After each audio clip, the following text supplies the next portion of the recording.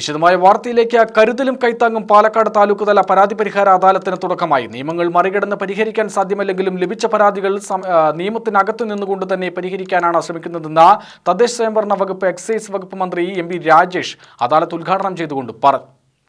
Muhammad bag event സെന്ററിലാണ് അദാലത്ത് നടന്നത്. മുൻകൂട്ടി ഓൺലൈനായി ലഭിച്ച പരാതികൾ അദാലത്ത് ദിനത്തിൽ തന്നെ പരിഹരിക്കുമെന്നും തത്സമയം ലഭിച്ച പരാതികൾ പരിശോധിച്ച് പരമാവധി സമയബന്ധിതമായി തീർപ്പാക്കുമെന്നും മന്ത്രി എം.പി. രാജേഷ് പറഞ്ഞു. ഇന്ന് നേരിട്ട് ചിലർ പരാതിയായി വന്നിട്ടുണ്ടാവും. ആ പരാതി വാങ്ങും, പരിശോധിക്കും.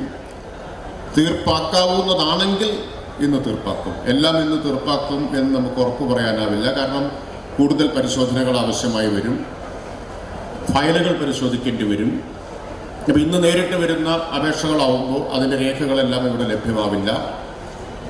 അപ്പോൾ ഒന്നാമത്തെ പരിഗണന നേരത്തെ ഓൺലൈനിൽ കൊടുത്ത പരാതികൾ തീർപ്പാക്കുന്നതിനാണ്.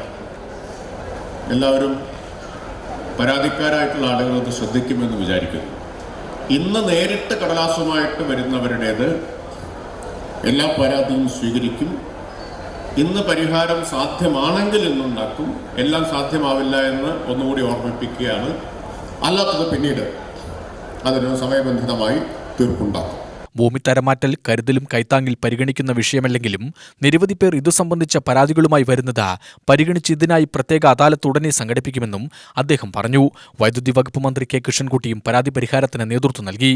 Municipal chairperson advocate Prameela Sasidharan, എം.എൽ.എമാരായ കെ ശാന്തകുമാരി, എ പ്രഭാകരൻ, ജില്ലാ collector doctor S Chitra, ADM K Manikandan, RTO S Sreejith, deputy collector Sachin Krishna, ജനപ്രതിനിധികൾ, ഉദ്യോഗസ്ഥർ തുടങ്ങിയവർ പങ്കെടുത്തു.